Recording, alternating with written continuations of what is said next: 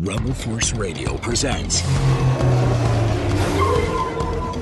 Experimental Unit Clone Force 99. The defective clones with desirable mutations. They call themselves the Bad Batch. The Bad Batch. This is the Bad Batch After Show. All right, well, the Bad Batch may have completed their mission, but our mission remains. Rebel Force Radio providing you the best analysis in near real time as these episodes air. We jump on and do our after shows. And so we've got one more mission in the Bad Batch. One last episode to review, talk about, take your calls, read your chats. We've been doing season 3 since February 1st, 2024.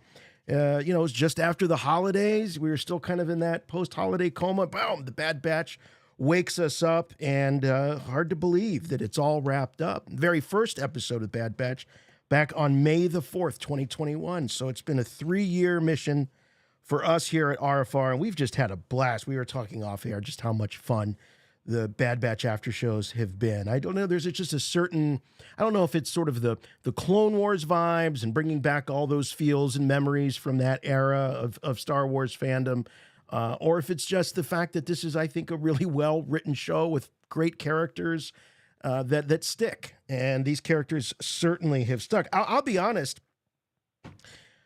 I went into this thing really thinking, okay, I want big consequences, I want death, I want destruction.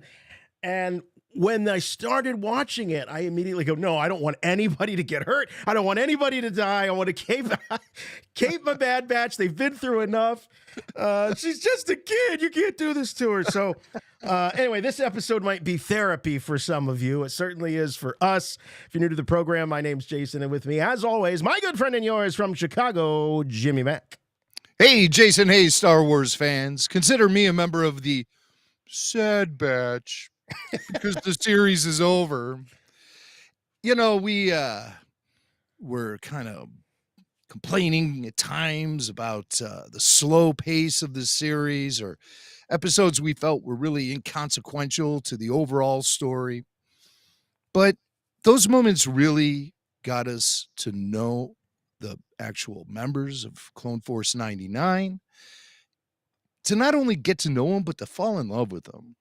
And that's why I think this season finale is really fueled with a lot of those vibes, is because we spent the last 3 years with these guys, following them in a straight line through their storytelling. You brought up the Clone Wars earlier, Jason. And while this series definitely is in that style and of that nature, it's a straightforward story, as opposed to the Clone Wars, which jumped around, different arcs. We were all wound up about the arcs, but at times it didn't feel like it was a cohesive story moving forward. With the Bad Batch, the story was cohesive moving forward. The character development was cohesive moving forward. All of these characters earned their victories and defeats, and it all came together in a pretty satisfying conclusion with the Cavalry is coming.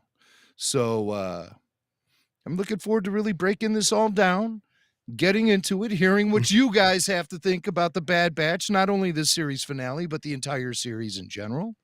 And I think we're going to have a great time tonight breaking it all down. Well, let's do it. Let's start with the tail of the tape. As I said, this mission has been going on since May 4th, 2021. But we're talking about Season 3, Episode 15. And we got a triple threat of directors here this week. All 3 of these folks had a hand in directing it. Stuart Lee, Saul Ruiz, and Brad Rao. I imagine, I don't know this to be true, but I'm imagining that each one of them probably took on a certain aspect or certain arc within the episode and directed those characters and those particular moments. Written wonderfully by Jennifer Corbett and, of course, story edited by Matt Mikdovitz, as he's been doing that all season long. 47 episodes in total, Jim, the Bad Batch, the whole series. 47 episodes. That's at about, let's say, on average, 25 minutes an episode. That's a long time to be hanging with these guys. And, you know, as we were talking about the Clone Wars earlier, at first it seems so weird to have new actors playing these iconic characters. And after 4 or 5 years of that series, you know, James Arnold Taylor was Obi-Wan Kenobi and Matt Lanter was Anakin Skywalker. So when you're staying with these characters for such a long period of time, yeah, you really do get to know them. And it's amazing. Even in the case of legacy characters, they sort of overtook our consciousness in terms of who these characters are. Yeah, and we get a big dose of that here with the Bad Batch, most notably in this series finale, the return of Tarkin, you know, just coming in at the end to bust some balls. That's what Tarkin does. Can you imagine getting that phone call from your boss?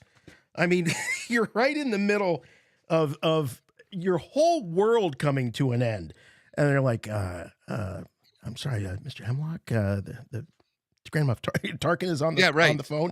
And he's like, yeah, so I hear you got a Zillo beast loose. The whole, like, it's just mayhem and chaos going on. Because, you know, you got to be thinking, if you're Hemlock, oh, I can still save this. Tarkin doesn't know. I can make this right. I can cover this up. No one has to know. But I mean, when all hell breaks loose and you have a Zillo beast, it's just, it's over. It's over. What a tough. Zillo beast really amps up the party, you know? It doesn't matter who's in attendance. If the Zillo beast is there, look out. Oh yeah, and the Zillo Beast did exactly what he was intended to do in this, you know, by Omega and by the writers, obviously. But I will say I was on the edge of my seat throughout a lot of this episode because I went into it thinking that any of these characters, with probably the exception of Omega, are fair game. And you know, right out of the gate, Wrecker's injured, and he's not just injured, but Crosshair is really worried about him, and you know. You got it bad if Crosshair doesn't think you're going to make it. Right. So he was primary suspect from the get-go for me. Yeah, he was wounded in the last episode and dealing with those injuries at the beginning of this one. It really did feel like a setup for Wrecker's eventual death. It did. And it seemed like nobody took a beating like Wrecker did in this episode. I'll tell you that. This guy, there were a couple times when I thought... well, Wrecker's up against the ropes right now, and I think the knockout punch is about ready to be landed on him. And, you know, like Omega says, he's the toughest soldier she ever knew, and he certainly lives up to that reputation throughout this entire episode. But, man, does he get smacked around a lot. He does. I I thought he was just going to have one of those deaths, especially when he was, like, leaning up against the I don't know what it was. He was kind of laying down and at one point, and I just thought he was just going to fade away, like right there, you know, or they were going to go back for him later, and he was going to be, you know, Omega would like tap him on the shoulder, and there was nothing, you know, that was kind of like that sort of quiet death I thought he was going to have, but at one point, I'm glad it didn't. Following the hand-to-hand battle he had with the CX operative, he was like just slumped up against some console or something, and the other guys were talking to him, and it was shot on an angle where this is the shot where you really predominantly only saw that dead eye of Wreckers. Right. And it was like, oh my, you know, it felt like he was really on the way out. And, but I mean, the guy is resilient, you know. Oh yeah. He doesn't feel pain like the average person. No. But, you know, when they were asking about when they realized that they didn't have another med pack, I thought, oh God, that's not good. Oh man, he needs another med pack. We're out. Oh, well, there it is. That doesn't sound good. Ring the bell. But yeah, you know, I mean, even with the odds against him, you know, I wouldn't bet against Wrecker. He's one tough SOB. Yeah, probably one of the toughest SOBs we've ever seen in Star Wars. Oh, for sure. You know, he's if up you there want with Chewie, I think. I'd put him up there with Chewie. I'd like imagine that death match. I mean, I think the Wookiee would come out on top in the end, but I think that Wrecker could give him a go. Chewie's a pretty tough SOB. Zeb Aurelios is a tough SOB. Zeb too. And yeah, you know, and how about that Paz Vizsla? Sometimes I was getting Paz Vizsla vibes off of Wrecker as well. Paz. I don't know how tough Paz was. When we caught up with Paz, he was, he had slipped into very paternal role with the kid in the nest. Right. Oh, yeah. The kid in the bird's nest. Right, yeah. Gosh, it was Mandalorian season 3. Really wacky at times. It was. It's I got to do a rewatch. I'm waiting. I think I'll wait. They'll put that on the 4K, and then I'll do a rewatch. That's my new timing for these rewatches now that Disney's putting these physical media back out again. Just got Andor season 1 and the Kenobi series. Went through some of the bonus features, and hopefully we'll have a breakdown on a future RFR about what's on those discs. And oh yeah, I haven't seen them yet. I haven't seen them yet, and I know you're eating them up. I know. We keep getting these texts from Jason with information or occasional screen grabs. And, I feel like saying, hey, I haven't watched it yet. Spoiler alert, but I kind of like behind the scenes stuff. So not too much of a spoiler, but when as I was sitting there watching these, I said to myself, like, now I want a Bad Batch, like complete series box set, because I want to hear. Filoni used to make the rounds when he was doing Clone Wars, and we would talk to him a lot on this show. Yeah. And, but I want to usually the rounds were only our show. Right. Yeah, exactly. They were. You don't see Dave making any rounds anymore. No, but I also don't see Stuart Lee or Saul Ruiz or Brad Rao or Matt Miknovitz out there talking. And I really want to hear some behind the scenes stuff about how they developed these stories and, what they started out to do and what they ended up doing. Like I'm invested to the point now I want to go in behind the scenes a little bit, because I think that they deserve a big bow. I think they created something very special. I'm surprised they haven't created some sort of package for like Star Wars Rebels, like the complete collection with all this bonus stuff, because that's so popular with the fan base. Yeah. But ever since the Disney era began, the behind the scenes access we've been receiving as fans, we're so used to receiving when George Lucas owned the company, it diminished a great deal. And some of the behind the scenes footage was really overproduced into sort of fluff pieces that didn't really resonate with me. I couldn't agree more. There was nothing, I don't think, that reeked of glossy, glitzy PR with some of those nitty gritty behind the scenes docs that we had back in the 70s and 80s. It felt like fly on the wall, and maybe they found a chair for somebody to sit in and they threw a camera on him. But you're right, it wasn't overly produced. You felt, like you were there. But I'll tell you one thing. So, speaking of behind the scenes, just real quick, as they throw up some of the archival behind the scenes of A New Hope, especially during the features on the Kenobi series.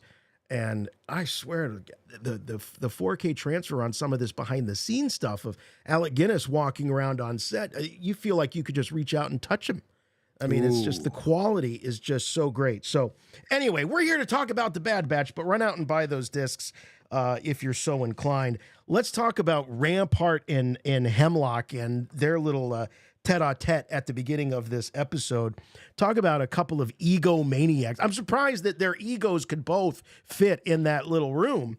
I mean, you've got Hemlock literally saying that he is indispensable to the Empire, to the Emperor. And so he might even have Rampart beat in the department of ego.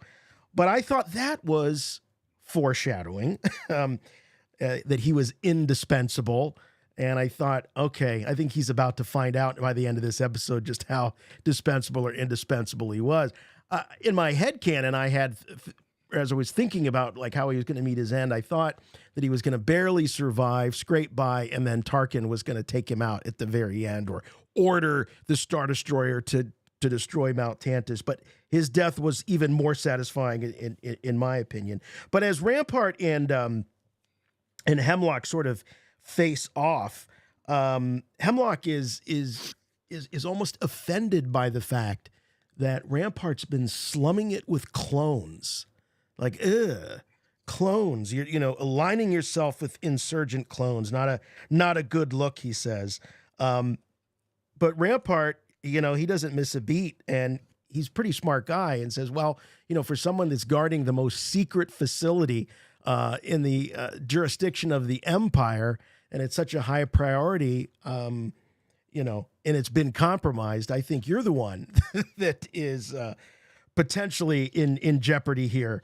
But Rampart still doesn't have any clue what the big picture is with this.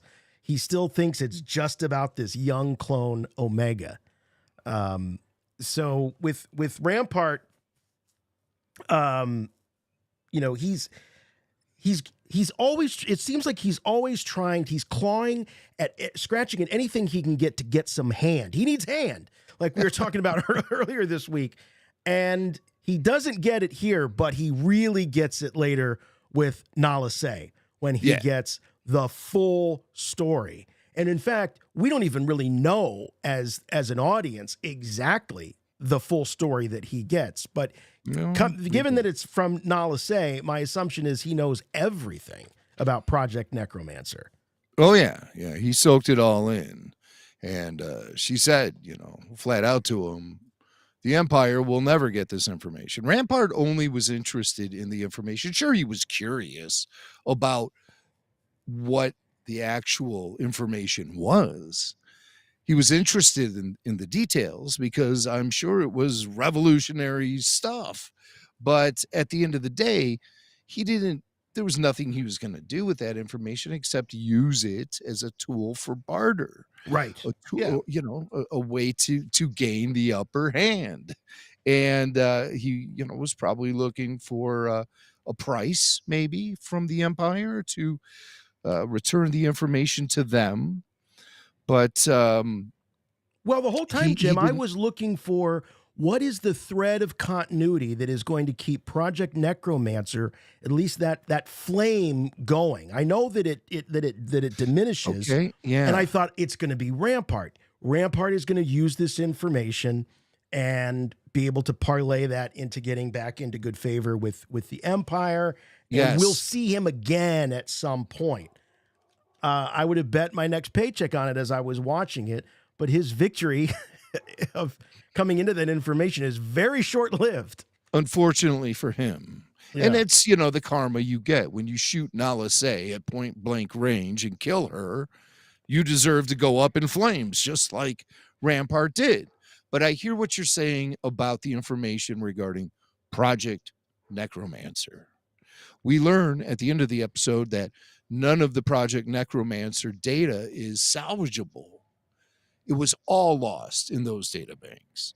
Cloning technology, the ability to create those CX clones, which I'm pretty sure was just a happy accident for Hemlock as he was researching blood that would be compatible with M-count infused blood, high-end M-count infused blood. I think in those experiments, he discovered a way to create these super warriors, these CX clone operatives. But at the end of the day, nothing that he had been working on at Mount Tantus was able to be saved as far as all of the information behind it. So something needs to be discovered as far as cloning between this event and the Shadow Council's Project Necromancer in the future in The Mandalorian. Somehow the project gets revived. Tarkin shuts it down completely at the end of this episode. And diverts he even takes the whole budget away. There he is on the battlefield counting beans. Bean counter Tarkin. Well, he has a lot of faith. There's a lot of different things swirling around the Empire at this point in time. And Tarkin doesn't really understand what makes Project Necromancer such a priority to the Emperor himself. Yeah, Tarkin's in the dark about that. But Tarkin's a military man, and he recognizes the power of a mobile battle station that can destroy planets. He knows that that's the future for the Empire. He knows that that is the thing that will seal the deal and make the Empire the only game in town. So he wants to really push that forward. That's what he has faith in. Remember Grand Admiral Thrawn, he devises the TIE Defender project. That was supposed to be a big deal. And, that whole thing went up in flames as well. More money diverted into Project Stardust for Tarkin, aka the Death Star project. So, I like you, I was looking for that thread between this period of time and the period of time when the Shadow Council is functioning during the Mandalorian era and working on Project Necromancer. How does that carry forward? Yeah. Now that everything's been destroyed. Yeah. How is that going to carry forward? You've got Nala Se, she's dead. Hemlock's dead. As I said, I thought Rampart was going to be the connective tissue, and I thought, well, that's kind of an interesting twist, since this guy is just kind of happened into it, and he's not even really committed. He's not even committed to the cause. Like, I get the sense that Hemlock, he's a sniveling Imperial officer, but I also get the sense that he really believes in this project too. Whereas a Rampart would just be like, no, this just gives me clout. This just gives me favor with the Emperor.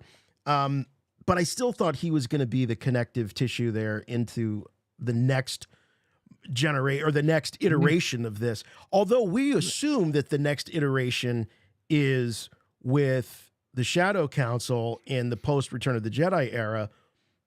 Who knows? There might be a version of Project Necromancer that gets revived before then. Right. We got a lot of years to cover. And we still do have some potential vessels for passing information forward. Emery Carr survives. Yes. She knows a lot. And what does Omega know? She knows a few things about Project Necromancer herself. I don't think she knows. I don't think she ever She knows about cloning. She knows know as about someone cloning. who served as an assistant to Nala Se. She definitely knows something about cloning. But I don't feel that, and maybe this is something that happens off screen, but I don't feel that she ever got the picture of how this had to do with Force abilities and the Emperor of the Universe, or in prolonging his life, or anything like that. I think it was kept a little bit more generic. It was okay. The Empire has an interest in this type of blood because of the high M count. She did, who knows what Asajj Ventress might have said to her. So yeah, I think we could put her on the list. But the other one that I don't think we know what happened to, and that's Scalder. I don't think it's official that Hemlock says, I'll deal with her failure, but he never gets an opportunity. Yeah, but the Empire is as an organization, they probably went forward with somebody had to be the fall guy for what went down in Mount Tantus, and it can't just be Hemlock. Somebody has to pay a price, and it's probably going to be Scalder, or even if she ranks that high to be visible. But I'm sure her future in the Empire was very limited following the events of this episode. Sure. But she's still a loose thread out there for thinking. Yeah, she is. She's a loose thread. Okay. Loose threads. But Scaldar. This is a call-in show, by the way, and it looks like the switchboard is lighting up literally as I speak. Wow. Okay, we got a lot of calls. 708-866-1737. That's the number to call. 708-866-1737.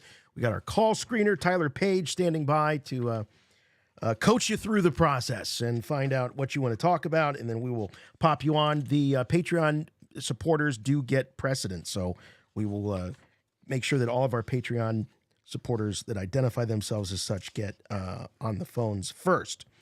Okay, let's talk a little bit about the kids, because there was so much speculation going into this. Once we knew that there was a prison full of Force sensitives, We thought that Omega was going to really be the spark that lights that whole fire with these Force sensitives. It didn't really happen. And I'm sort of okay with it because from this perspective, I think that it shows just how beaten down these kids really were. And if you're looking at the treatment of Crosshair to the extent that he loses his abilities to be the expert marksman that he is, he's got this trigger response to even talking about Tantus. He's got the shakes. But these kids, when Eva is saying to Omega, like, "Oh, you want us to do what? But it's dangerous. We're going to get in trouble."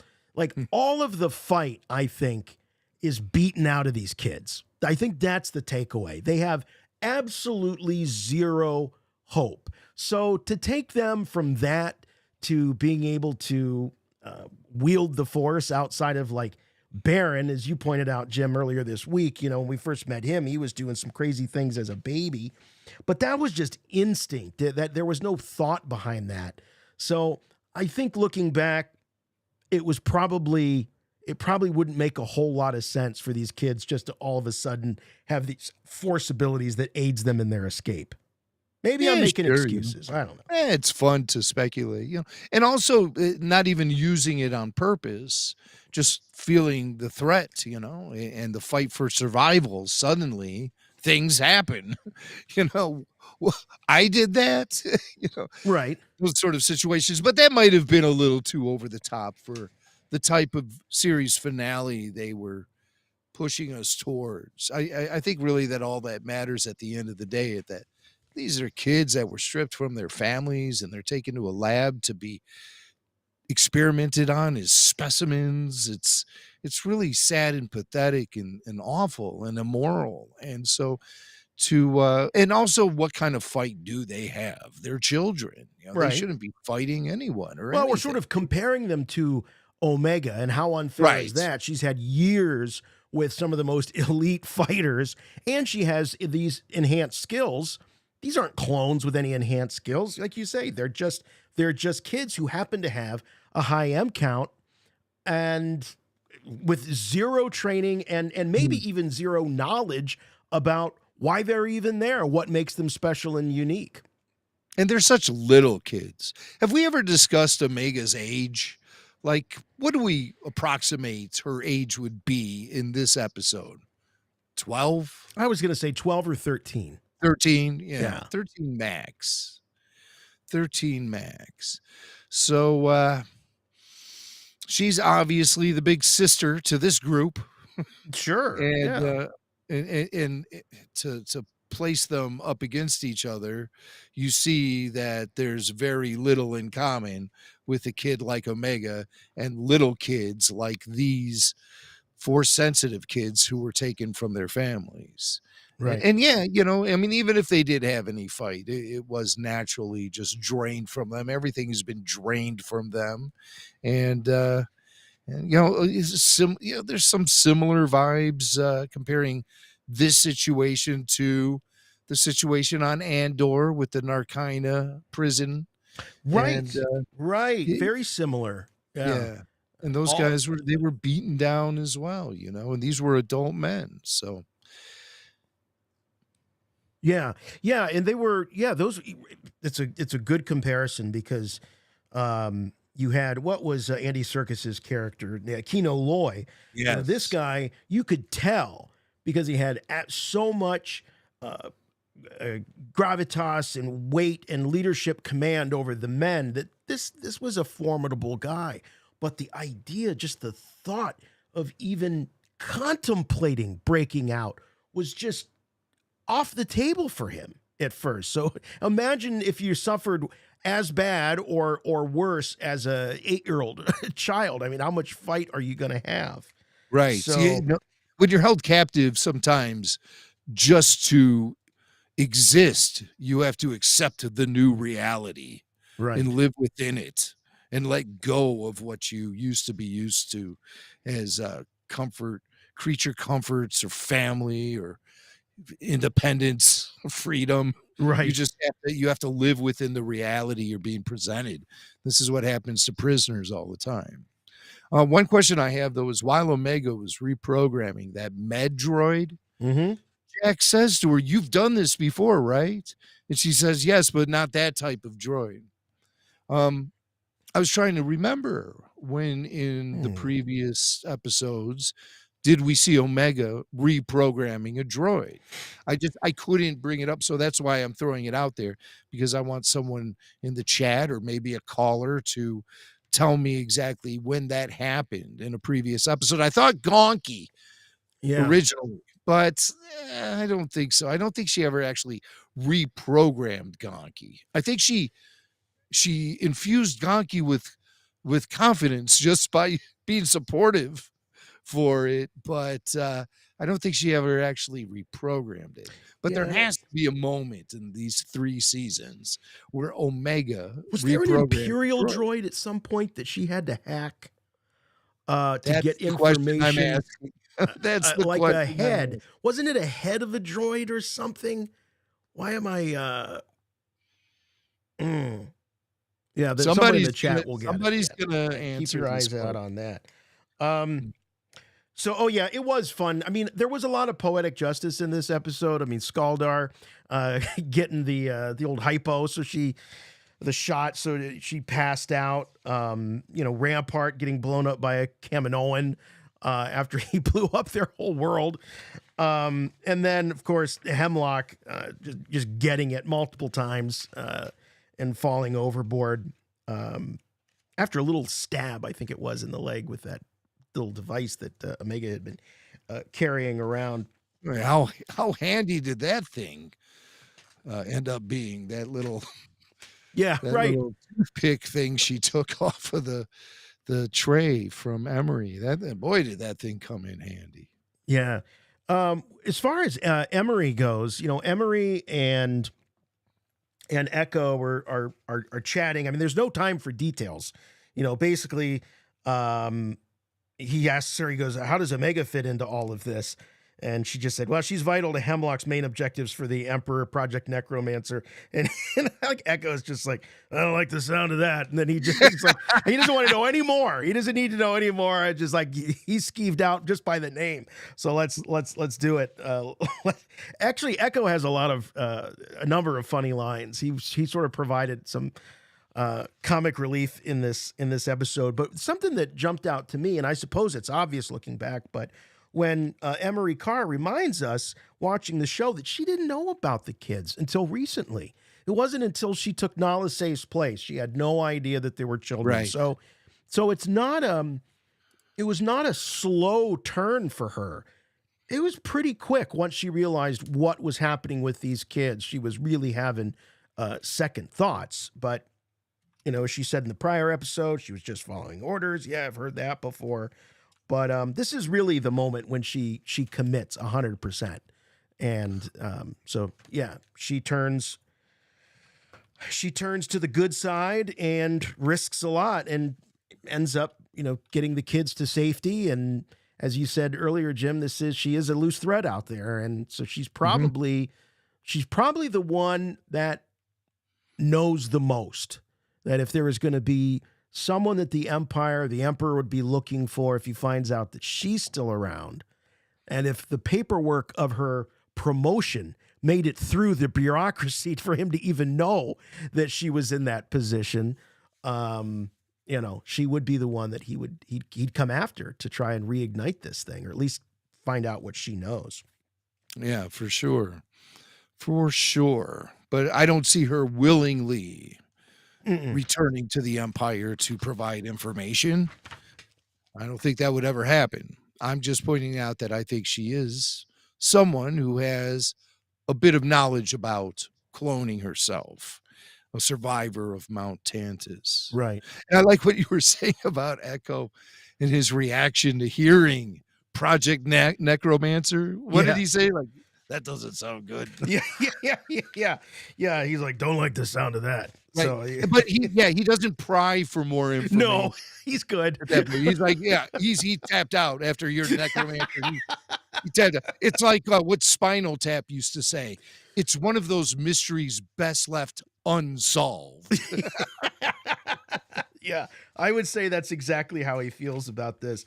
And there's also some, there's plausible deniability. Like these guys, they know that having information isn't always a good thing. Sometimes having the information puts a target on your back, and it's like, I'd rather just not know. Okay, that way, if I ever get captured and I'm being tortured, I can legit say I have no idea. Project Necromancer, that sounds like a you problem. Out of there. All right, we got some super. Oh, wait, there was one. Yeah, here's a Rika Springer. Rika Springer says the children weren't clones. That was different for her, referring to Emery and why she sort of, how she found the light.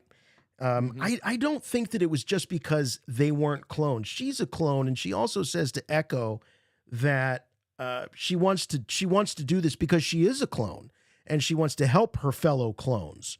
So I'm not quite sure that it was the fact that these were non-clone children that turned her. I think just the idea that they were kids, period, because she started to melt a little bit with Omega. For sure. She was a clone. And she understood that holding Omega captive was morally defunct. Yeah. She knew, right. Holding a child like Omega, and then to be brought into the vault and discover there are children even younger than Omega, even a toddler, that are being held in there and experimented on like specimens, that really shook her to the core. So that's, it was an easy decision for Emery Carr to make, to turn her back on the Empire and the horrors of Mount Tantus. Got some super chats here. Wow, you guys are lighting it up both on the chats and on the in the switchboard. So we'll try to get through all of these. Here, Stone Crawford says, been listening to this podcast since 2020. First time catching a live show. Love what you guys do here. Just became an all-access Patreon member. Wow. Yeah. Stone, thank you. That means a lot. That's where the party is. Yeah. And by the way, his I should wait for you to go through the super chats, but we do have an answer to a droid that Omega had reprogrammed. What is it? The season 1 episode with Cad Bane. Omega did some handiwork on his droid Toto at one point. Oh, Toto. Mm-hmm. Okay. I don't fully recall the specifics of that event, but I trust the people in the chat because you guys are Star Wars experts for sure. So Toto 360. Yeah. Got a little 180 from Omega, maybe.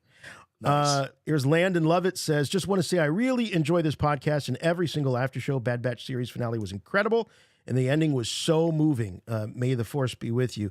Yeah, Landon, I will tell you, maybe if I didn't have kids, if I was younger, certainly if I didn't have a daughter, I don't know but all those things being the case, that ending really did hit me, especially when she says as she's leaving in the epilogue, I'm ready, and he says, but I'm not. I mean, that got me. That got me. Whenever you start thinking about your kids moving on, they're ready, but you may not be.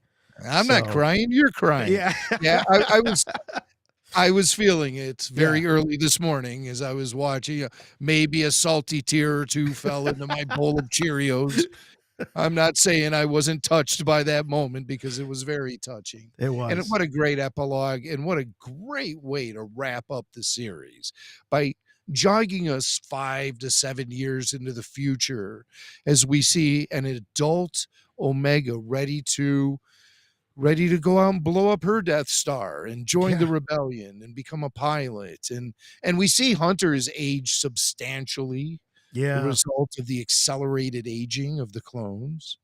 And here's Omega. Actually, she's senior to them. She is actually in real time older than they are, but they age in double time. So Hunter is, looking to be about 18 or maybe even 20.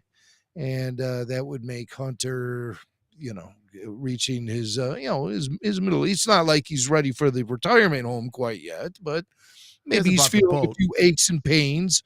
Maybe it ain't as easy getting out of bed every morning as it used to be. Maybe his eyes are getting a little puffy from time to time, but he's still functioning and ready to go, as he says to her at the end, which was a great thing to say because it holds the door open for future adventures. If you ever need us, just call. We'll be there. Right. So where are we going with Omega's future? There is a future for this character. And she's not a kid no more. She's all grown up. Yeah, I absolutely believe there's a future for her. I don't remember in the past hearing her code name, Havoc 5. Is that something that was dropped in previous episodes? It must have been. I seem to recall in season 1, Oh, yeah. It might have been a season 1 thing, but it didn't stick. It's not like they called her that at all, ever. But Echo refers to her as Havoc 5 at one point. And I thought, wow, that would be an interesting call sign for the adult Omega flying for the rebellion. Yeah. So, yeah, I think she definitely got a future in Star Wars storytelling yet to come. More super chats here. Let's go with, here's Megan. Megan says, I started listening with the Bad Batch after shows and grew to love you guys. Oh, wow. That's very nice. Thank you for that. Thanks, Megan. Glad you found us. Mm-hmm. Our buddy Eric from Phoenix. I misunderstood Steven on Monday. Wrong hand. Yeah, so Stephen Stanton was actually voice actor Stephen Stanton, who does the voice of Tarkin. He was in the chat on the show, during the show on Monday, and he was chatting with everybody, and Eric took him to mean, because he said something about the hand will be dealt with. And we thought that he might have been referring to Hemlock's hand, but indeed he was referring to Crosshair's hand. And yes, Crosshair no longer has an issue with his right hand. That's for sure. Oh, that's one so way sad to get rid of it. Well, there's something very symbolic about him losing that hand. That hand was causing him issues, and his hand gets cut off with that electro sword, courtesy of one of those CX operatives. So yeah, you're right. He doesn't have to worry about that shaky hand thing anymore. But it also is like this physical disconnect from Mount Tantus. Yes. And everything about it that was haunting him in the first place. There was a deleted scene where Wrecker said, Crosshair, how are you going to shoot blasters without your hand? And Crosshair replied, I don't know. I'm stumped. Stumped, Swank. Stumped. Did you hear what I just said there? I did. Did you hear that? Yeah, I heard it. He said, Crosshair, how are you going to shoot blasters without your hand? Crosshair says, I don't know. I'm stumped. Yeah, it's hilarious stuff. It is. You're only going to hear these dad jokes here on RFR. Yeah. Maybe they were wise to leave that one on the old cutting room floor. Yeah, that's when they kicked me out of the writer's room for sure. So Eric continues to say, fitting ending to a great series. A few tears at our house. Thanks for the fun after shows and great calls and awesome chat. Looking forward to seeing everyone in Bristol. Likewise, Eric, we'll be seeing you this weekend in Bristol. If you're within driving distance, heck, get a flight. You still got a day or two here. Get out to Bristol, Connecticut. We'll be there. Rebel Force Radio Live, 4:00 p.m. downtown Bristol, doing a live podcast as part of their big May the 4th whoop-de-doo there. Sal B. Crum, just happy Tech stayed dead. Rubs gloved hand. I'll be honest with you, when those Clone X troopers started coming out of the red mist, especially this cat right here, I thought for sure, there he is, that's Tech. I'm going to be proven wrong. This is Tech, and there's going to be some sort of reunion here, or he's not going to want to go through with the orders. I was happy that wasn't the case, because I do think his death needed to be there. We're all over it now. We're all over it. We've had a whole season to get over it. But it And then it creates that resonance so that at the very end, during the epilogue, as she puts his glasses up on the dash of the ship, like, that would not, you wouldn't have had that moment. There wouldn't have been any real consequence. And that's a huge lesson that she learns, which is lost. Unfortunately, we all have to learn that lesson. And so she does. Mhm. What else we got here? We're going to get to the phones here in just a moment. Here's David. David says, I missed the Bad Batch already in the after shows. Loved how visceral the fighting and deaths were in the finale. What year BBY do you think was the end scene? I Oh, say, well, it depends. Because how do you interpret it, the period of time between the end of Revenge of the Sith and the beginning of A New Hope? I tend to say 20 years. But there have been reports in the past that Luke was only 18 right, at the beginning of A New Hope. So let's just say it was 20 years. right. Round A numbers. nice round even number, yeah. And I believe the events of the Bad Batch happened over a 2 to 3 year period immediately following the events of Revenge of the Sith. Of course, we see Order 66 in the very first episode of the Bad Batch, so we're still within Revenge of the Sith when the series begins. So 2-3 years, I mean, real time, like the series itself came out 3 seasons, each season representing another year Yeah. during the rise of the Empire. So at this point, it would be 17 years prior to the events of A New Hope. But what happens when you add on the epilogue? What are we talking there? 5 to 7 years. I think so. If Omega is let's say she's 13, she's probably, let's say she's 18. So let's go 5 years At the very least, 18. at the least. Yeah. The youngest. Or if you want to draw synergy with Luke Skywalker, you can say she's 20, but that might be a little too old. Let's just say 18. That feels like a good number to land on. She's old enough to join military service now and serve the rebellion. So that would push us up into 12 years prior to the events of A New Hope. Mm-hmm. So 12 years prior, 7 years prior to the events of Star Wars Rebels. Right. And then Yeah, Andor takes place, I think, over the course of a 2-year period leading up to A New Hope. Yeah. But none of these numbers are really, I think, verified. But that's just where I'm placing my finger on the timeline. Yeah, I like that logic. I think it works for me. But yeah, it's always a little squishy, and I'm kind of glad it's squishy. This isn't Tolkien. I don't need everything exact, or Star Trek. I like, it's a fantasy. Yes. It's a fairy tale. And you want to have some context and, and certain benchmarks and things, so you kind of get a sense of the story. But, I don't think we need to have it down to the month.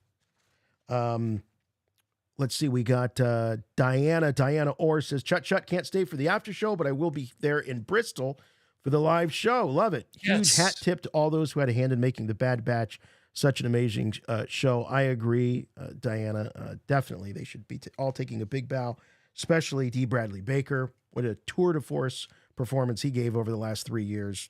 Really incredible stuff. Great talent. Absolutely. Let's say we go to the phones because we've got a lot of calls here. Let's start with, how about David? David calling from Boston. David, you're on with Rebel Force Radio and the Bad Batch After Show series finale. Hello. Hey, David. David. Hey, how you doing? All right. Chut, guys. Chut. Oh, it's bittersweet. I thought it was spectacular. I thought it was a great way to end the Bad Batch. And I also thought there was just some really great visual storytelling in here. Especially if you go back to the episode Camino Lost, where that's kind of where the Bad Batch kind of separates again. And of course, Crosshair stays on the landing pad where everyone else goes off. And then right there at the end, where Hemlock has Omega chained to his black hand on right. On what it looks like a communications array there, but if the silhouette, the way it's lit, it looks like Camino, and then you have the storm going on. It sure And then, of does look. course, It's very Camino-like on that bridge you're talking about. Yeah, and then it just Nalase got to destroy all the that's all the clone technology, was it not? So there's kind of our end to the Clone Wars there. And I just thought it was just so good. I was so happy with it. Wow. I didn't, here I was thinking of the losing all of that data in that library as being sort of the end of just Project Necromancer. But you're right to point out that it really is, it's the end of the clone era. It's the end of, I like that. I think it's, and then Crosshair's been free too. He lost his hand, and he lost his purpose with the Empire, and he had to rely on Hunter to make the shot.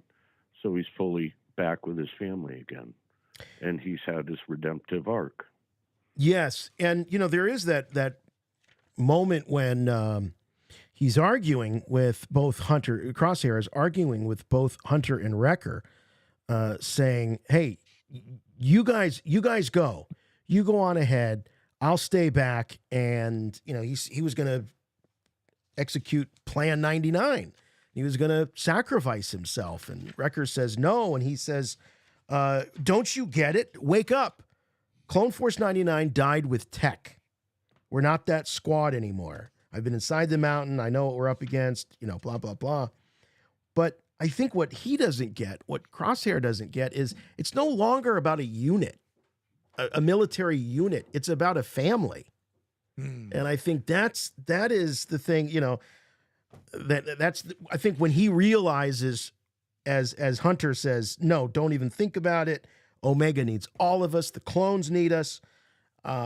This isn't about Clone Force 99. This is much bigger than Clone Force 99. It's about all of the clones and about us as a family unit. A line of dialogue like that is one perfect way to close the book on this story. And there's really no story left to be told.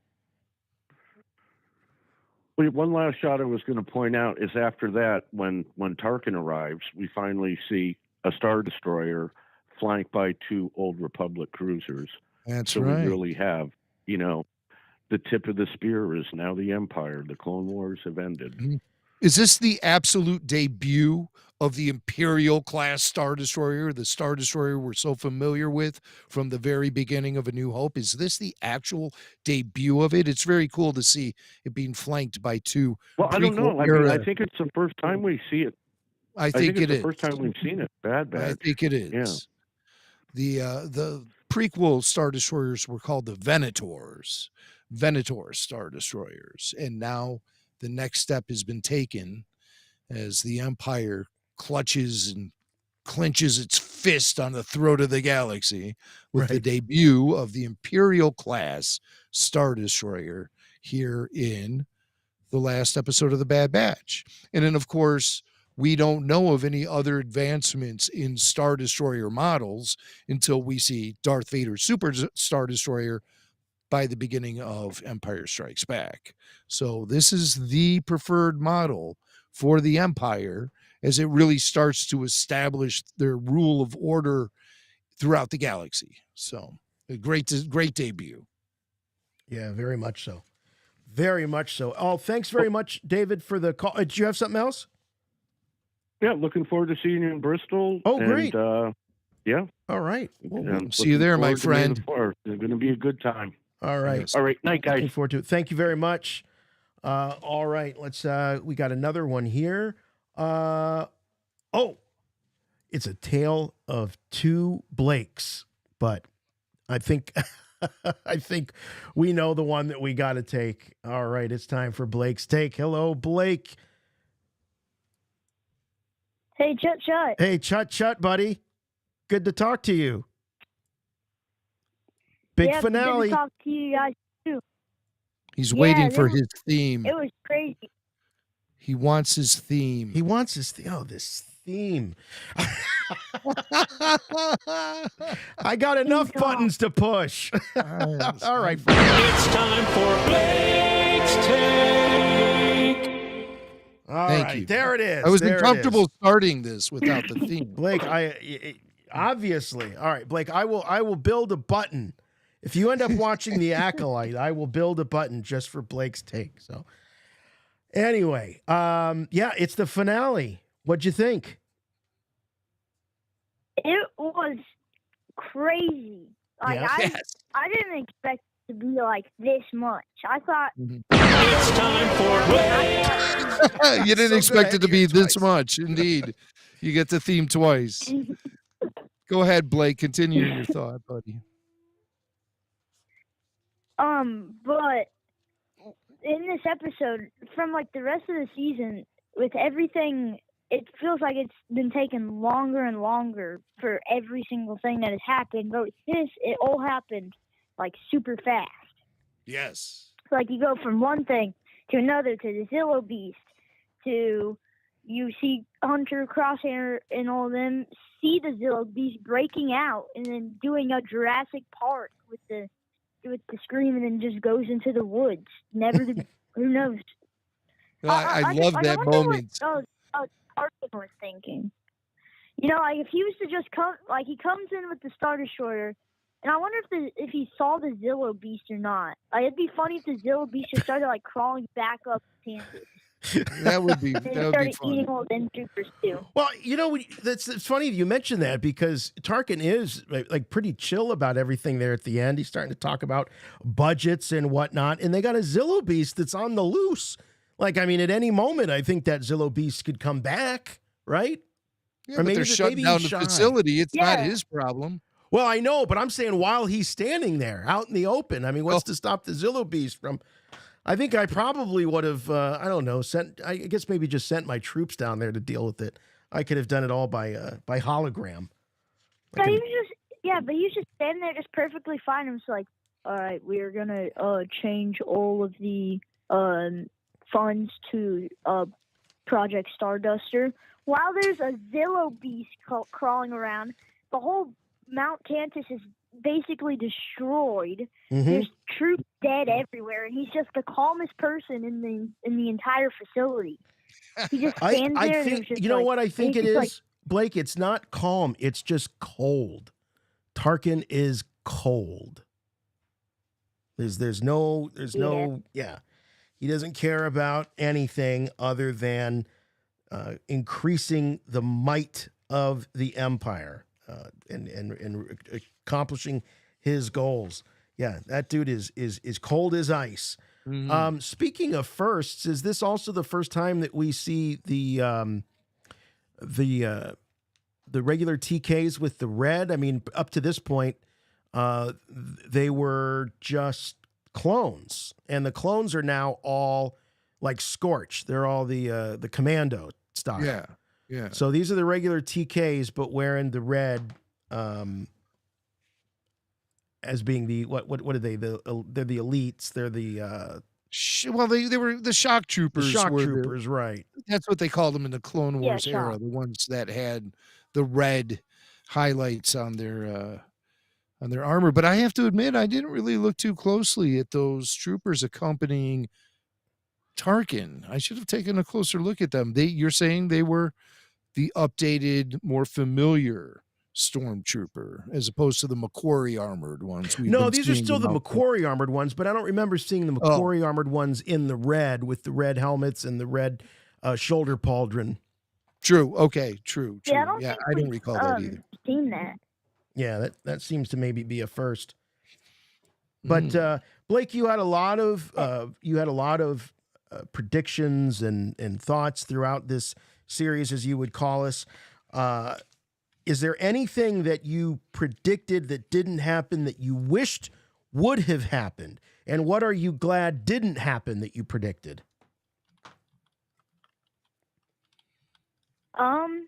One thing that I wish would have happened is I predicted with the the attack on Pabu that Darth Vader would be there. That was the one thing, just to see Darth Vader in Bad Batch. That would be cool. Yeah, I agree. That was one thing that I really wanted to see. I was expecting him or Emperor Palpatine to be in this episode at some point. You and me both. But they mentioned Palpatine. Yes. Yep. He gets the name drop. Yeah. Another guy I was expecting to see was Captain Rex.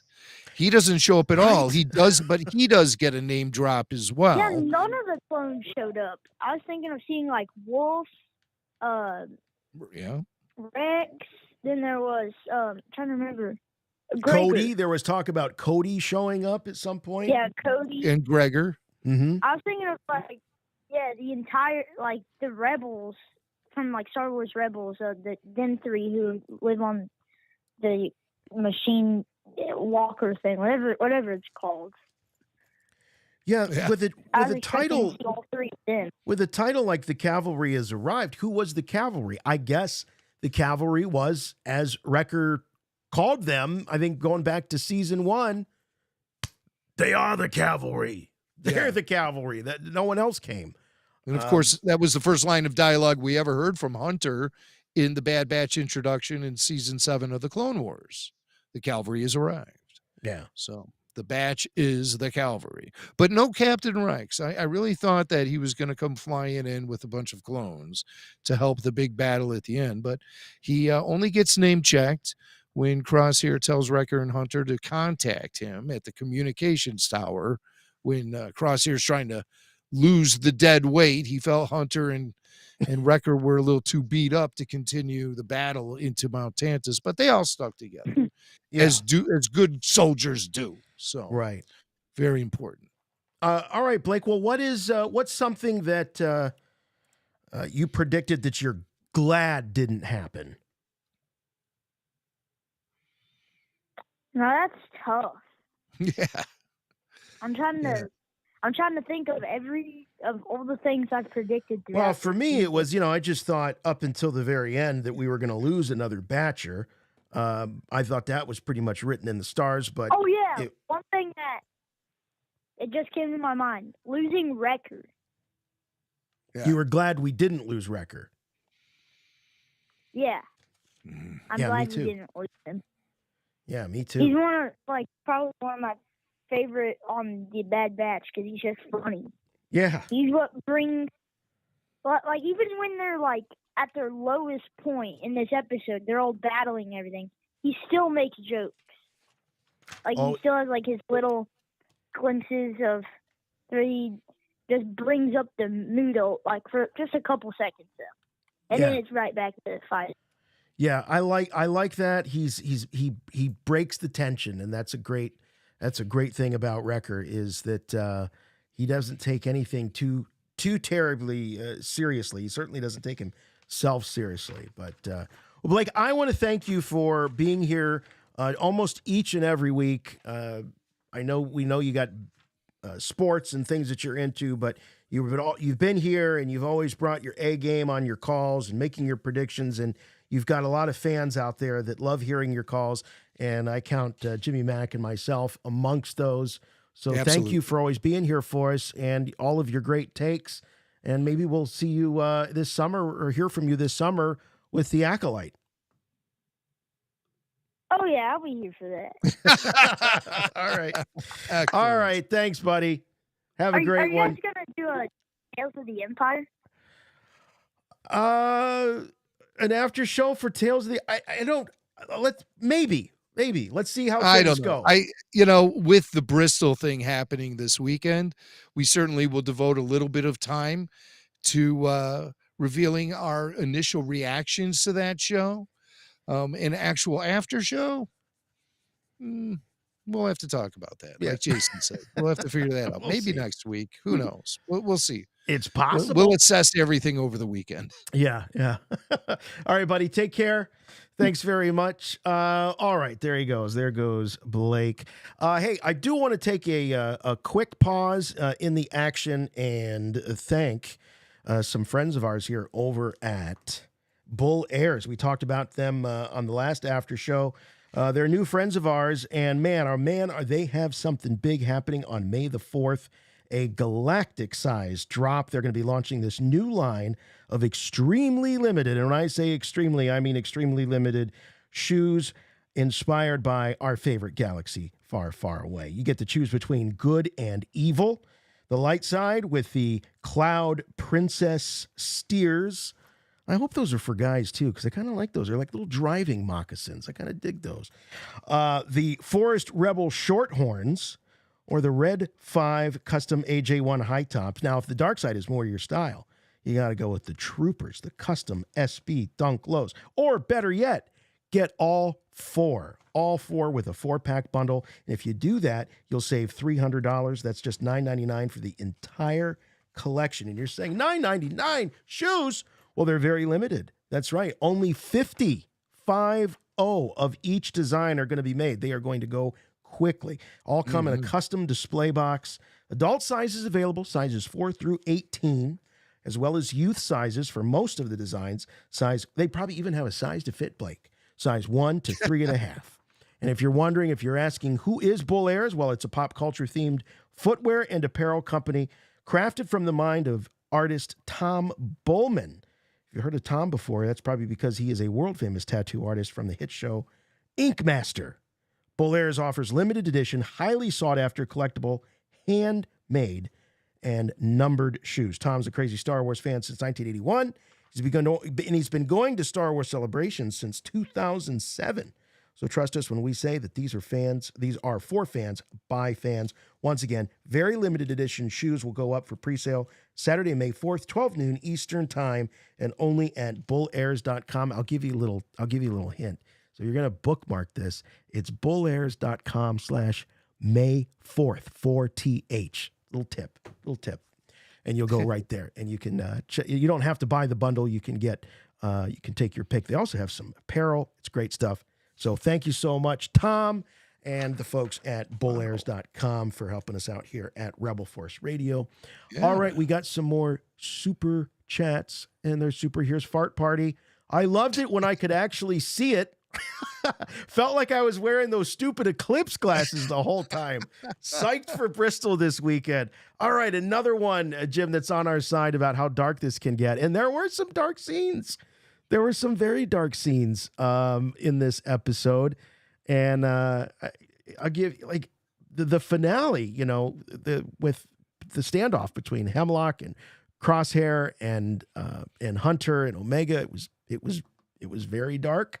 But the darkest was when you had Hunter and Crosshair and Wrecker making their way to the Tantus facility. I saw like nothing. I couldn't see anything except shadows of helmets there. So I'm sure one thing that people will be glad about Bad Batch not being on the air anymore is that they won't have to listen to us bitching about how dark it is.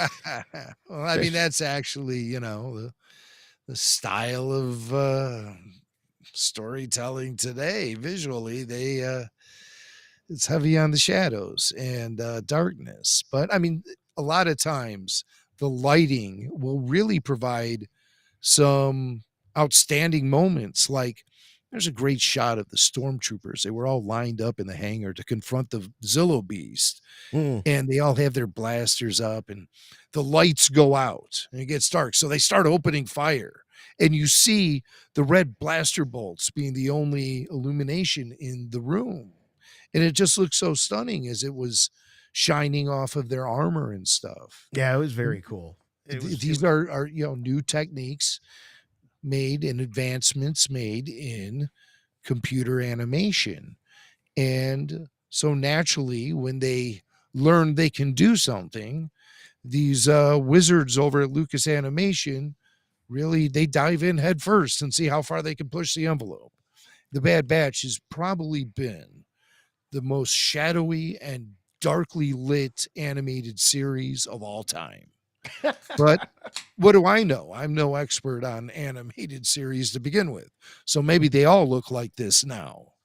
But it definitely is a trend, and it can be frustrating at times, I think, that maybe they need to find a better balance in the total darkness and lighting the scenes with just a little bit more vibrancy, because I mean, I certainly don't want to be cheated out of great scenes like when those stormtroopers were lighting up and the room gets dark and you see the red blaster bolts reflecting off their armor. I thought that was just outstanding. Also, another outstanding moment while being very dark was on the platform in the rain.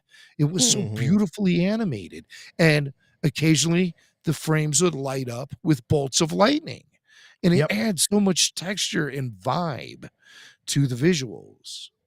But when it's just scene after scene after scene after scene of darkness, it can be a little frustrating. Yeah, it's tough because you want to see what's going on because the artwork is so fantastic and it's the speed of it too. I mean, this moves like live action. I don't know how else to describe it. It moves at a frame rate or at a pace that feels like you're watching real people, even though they're very stylized in the way that they look. But yeah, there was one shot that I did grab with the lightning bolt, and it was very cool. I can't find it right here, but it was great where you had Hunter and Crosshair standing there together. We used it as the thumbnail for this week's episode. It was awesome. So yeah, it looked great too. But with Star Wars, I always like to look in every corner of the frame to pick out every little detail and soak in as much of the atmosphere as possible. And with a show like Bad Batch, that's impossible because you can't poke around in those corners. You can't freeze frame and see anything a lot of the times. It's very shadowy. And well, it's not just shadowy for us watching the show. It's shadowy for the people in the show because this cat here didn't even see the Zillo Beast sneaking up on him. I mean, you got to really be into your job if a Zillo Beast can sneak up on you. I haven't seen something like this since a blimp snuck up on that woman in the View to a Kill James Bond film. What was her? Christopher Walken hanging out in that blimp and takes her by surprise. So yeah, the Zillo Beast kind of rising up. It doesn't surprise me. If you look closely, you'll notice this science technician has got AirPods in and he's actually listening to the new Taylor Swift. So naturally he's oblivious to things that are happening around him. And that's why the Zillo Beast was able to sneak up on him. That makes all the sense in the world. Okay, let's take another call. We've got another Patreon VIP, Scott from St. Louis. Thanks for waiting, Scott. Scotty. Hey, thanks for taking my call, guys. Wow, this has just been a great ride, all 3 seasons. And thanks, as always, for just a great show. So one of the things that really just stuck with me is how satisfying this final episode was. It hit all the points and checked all the boxes for me. I think my favorite point in the movie was the show was after Omega is rescued by Crosshair and Hunter. She runs up to the two of them, and there's that pause, and she just gives Crosshair that hug. It just melted me, and I thought, wow, his redemption was complete in that moment. Yeah, and old Crosshair was looking a little glassy-eyed in that moment, too. He didn't want me to notice, but I did. Yeah, I would agree with you. There was a moment that I thought that Crosshair was fully redeemed, and I wrote it down. It wasn't what you were talking about. I'll find it, but yeah, I think that hug from Omega, that's certainly a pivotal moment for him. But when he does say to Hunter and Wrecker that he's going to be the one to go to Tantus, those guys just stay there. It's almost like Crosshair spends most of the time after he comes back to the batch finding a way to punish himself. He's always saying, I deserve it. It's like he wants that way out. And in a way, it's almost like he's frustrated because Omega and his brothers, they're not giving up on him. They're not letting him get that way out. No, you're in, buddy. We brought you, we forgave you. You're back in. You're not going to just abandon us again. So yeah, it's I think he's one of the more interesting characters I've seen come along in a very long time.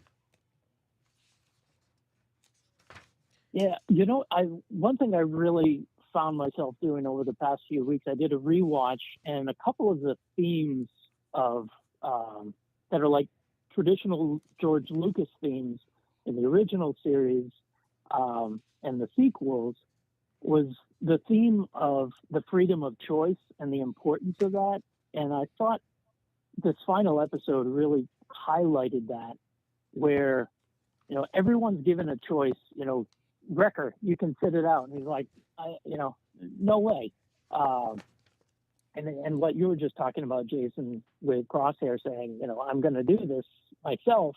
And they say, no, even the clones, they say, you've fought enough. You don't have to fight. This is our fight. But if you want to, you can join us. And of course, they're all in. Right. Yeah. And just this constantly about, what freedom is, and the reward at the end is that all of the clones now, what are they going to do? They're going to do whatever they want. Right. Which, if you contrast how the series began, is Order 66, where they do this without any freedom of choice, where our clones are at the end of the series versus the beginning. Yeah. Unspeakable things, the things that they did. I had a note, just because we're talking about, Crosshair, and it's kind of like, we've had these conversations about, well, when did Anakin cease to exist and Vader officially take over, and when was he fully redeemed and all of this stuff.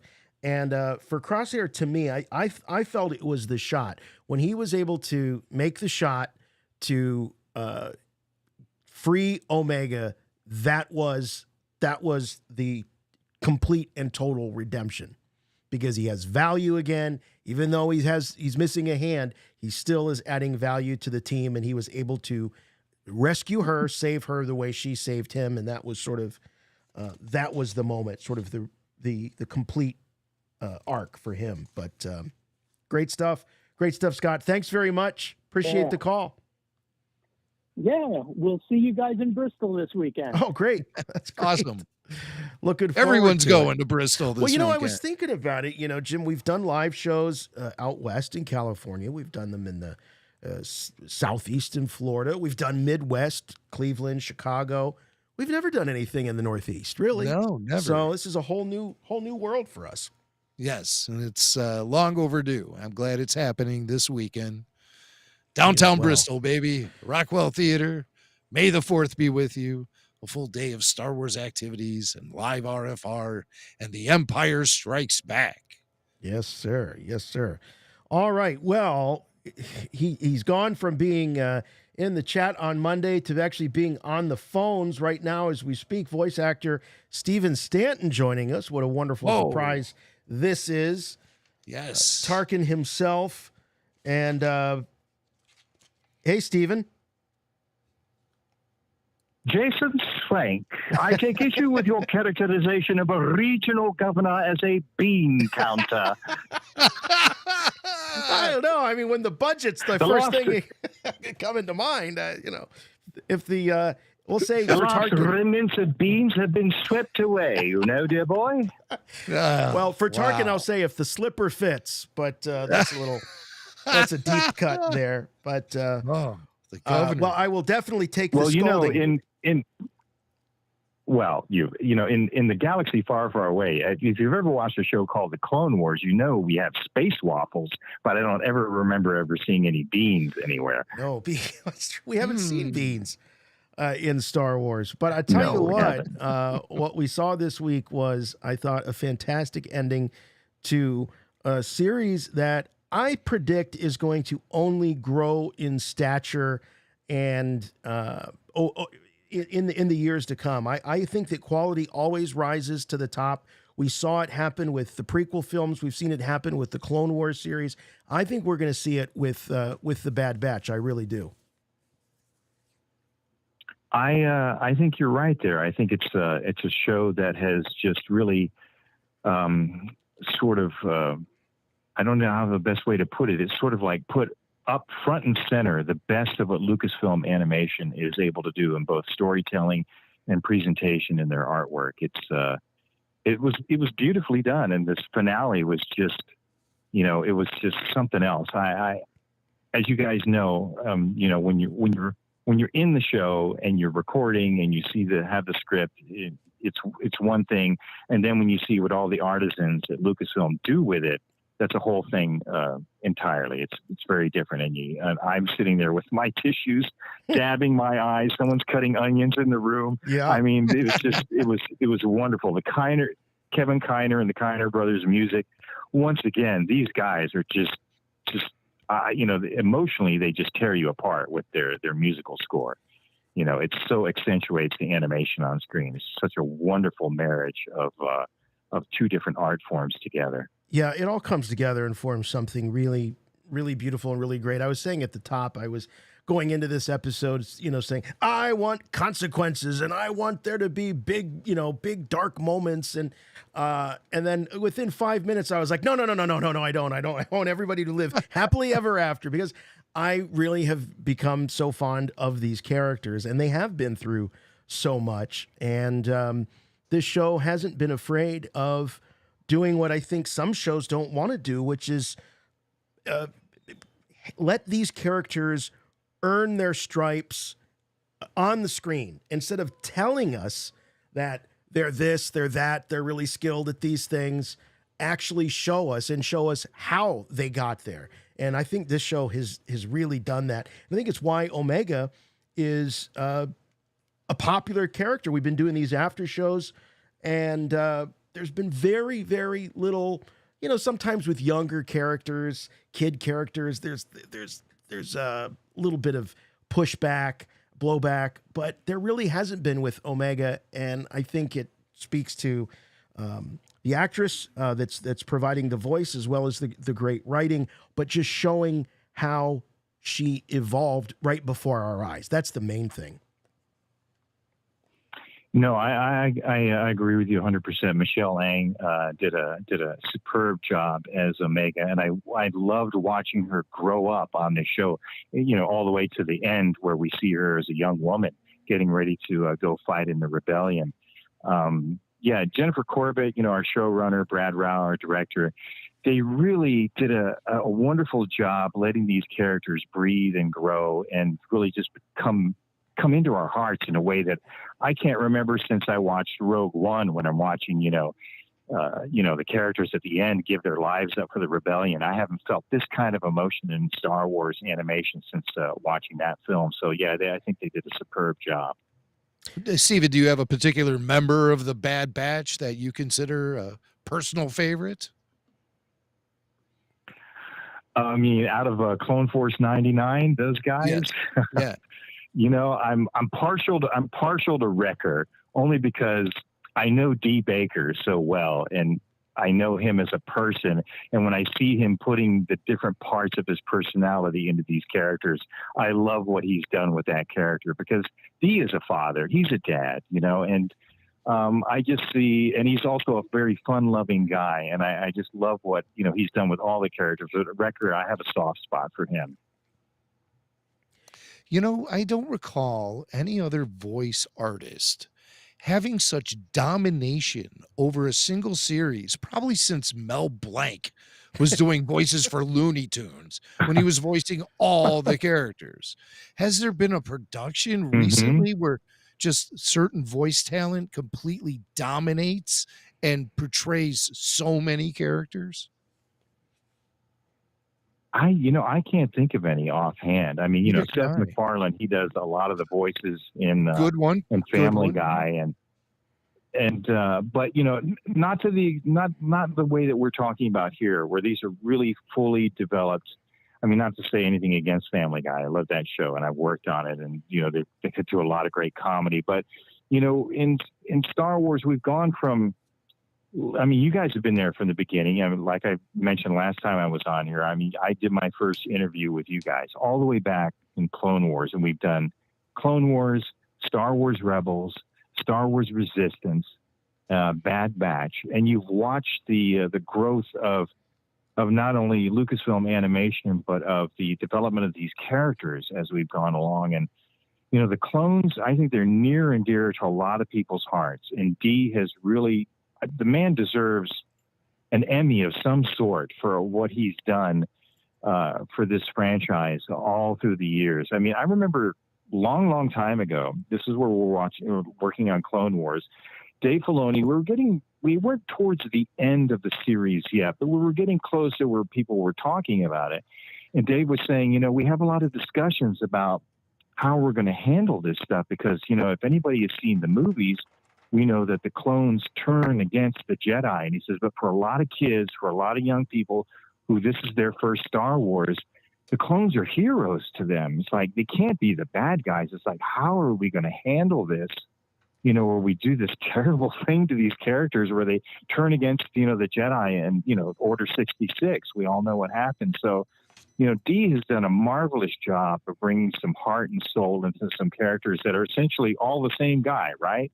They're all based off of Jango Fett in one way or the other. So he's done a beautiful, magnificent job. And I've been happy to be a part of it and to kind of, I remember, you know, I have my script from the very first episode I did on this series. And what I did was I passed it around the room and I had everybody sign it.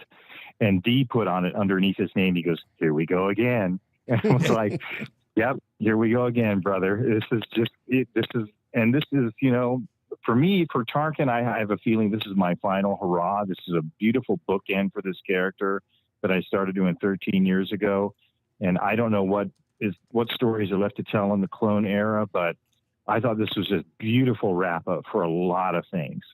Well, that's interesting that you find that this is your final hurrah with the character of Tarkin, because we still have a vast period of time of uncovered storytelling that happens between the end of the Bad Batch and the beginning of whatever's next, Star Wars Rebels, I guess. There's at least a decade of storytelling to be told there, at least a decade of Tarkin, you know, craziness to be exposed. And why do you think your phone won't ring for those?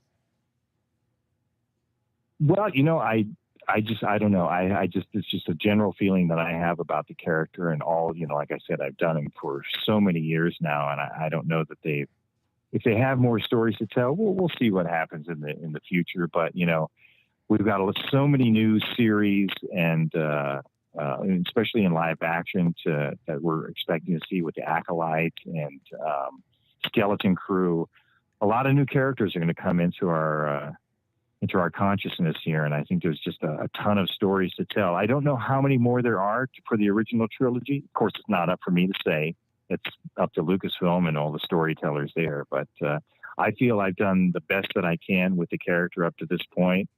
And, you know, I really loved the way they dovetailed the end of this into the Bad Batch into Rogue One, where Tarkin brings up Project Stardust, which it always brings a smile to my face when I see those kinds of references in our scripts. And, you know, you guys, I've mentioned this to you before, you know, when I worked on the finale of Clone Wars, I never know what in the script that I'm recording is actually going to end up on screen, because they give us the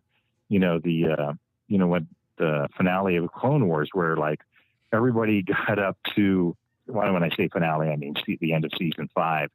Everybody in the room there was like 12 people in the room, and everybody had a script that was a different page length, because nobody knew how it was going to end. It's like when your character finished saying his last line, they were out the door, you know, and on your way home. And when I left, it was like, okay, there's Ashley, there's Matt, and there's Merritt Salinger. So it's like, I know something's going on with Barriss Offee and Ahsoka and Anakin, but I don't know what exactly. And when I was doing the final, you know, scripts for this series, you guys don't know exactly how it's done, but like for when I received my script, it was called Part 2 of The Cavalry Has Arrived. So I'm like, well, what's Part 1 all about? I haven't read any of that, and I don't know what they're going to expose. And then when I read it, and I'm thinking to myself, I know Dave Filoni, I know Lucasfilm. It's like I sometimes wonder, it's like, did Hemlock really die? Is this is Rampart, is he really dead? I don't know if they're throwing me red herrings or if they're actually giving me the real, deal about what's going to happen. that So I always have to secrecy. wait until I see it on the screen, and then I say, okay, all right, and that was the script I had, and this was there, and this was, and that wasn't. They dropped this, they wrote this out, we recorded this, but they didn't use it. That happens all the time. But that's up to the creators. They're telling the story, and sometimes they overwrite, not in a bad way, but they throw everything in, including the kitchen sink, and then they extract from that and say, did we tell too much? Do we need to do less? Is less more? And we go from there.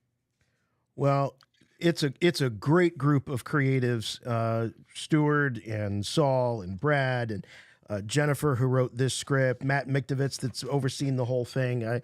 It's a really talented bunch. They've done incredible work.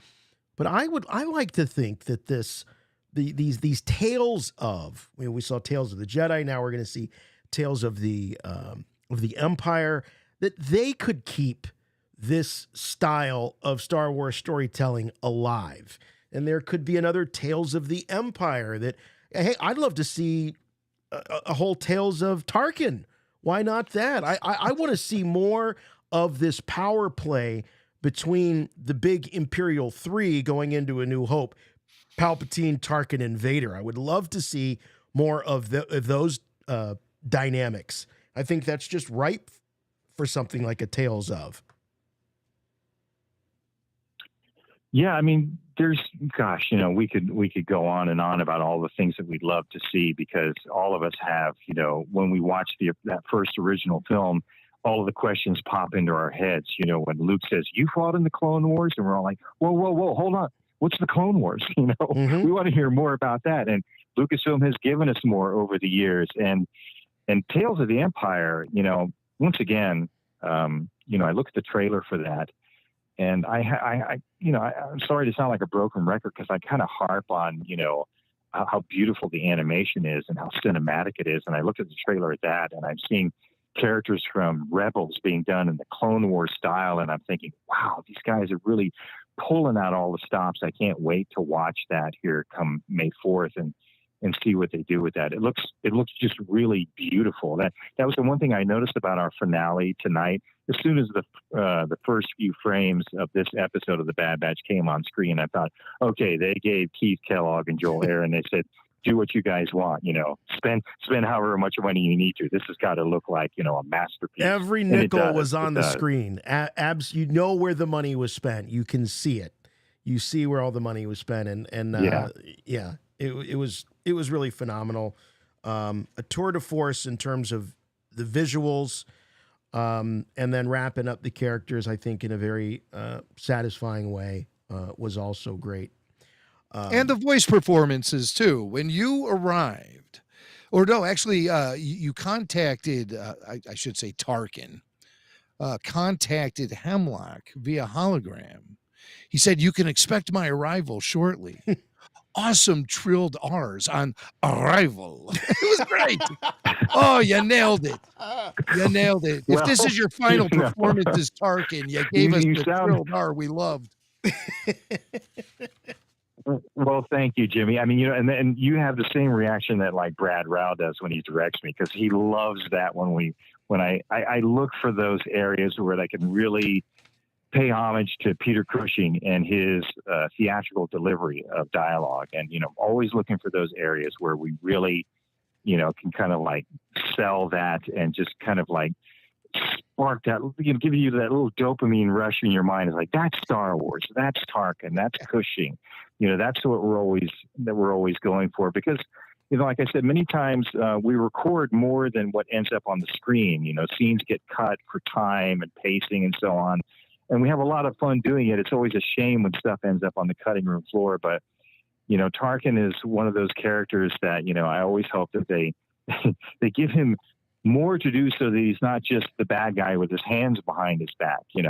He's got to be the one that is really just like, when you see him on screen, you think, we're watching Star Wars. That's right. I forgot this is where we are. This is Star Wars. Because if Tarkin's there, Vader's not far behind, and then we all know what that means. So, right. It's lovely to have him be there in the mix. I thought that his introduction in this, when he finally arrives on the planet and goes to the facility and sees the wreckage. I mean, all those the ships, the Imperial ships and the what do they call the ships back in the Jedi cruisers is what I remember them as. Right. But then they got different names as everybody takes over, right? The Jedi the cruisers, Venator. I always thought they looked like Jar Jar's head.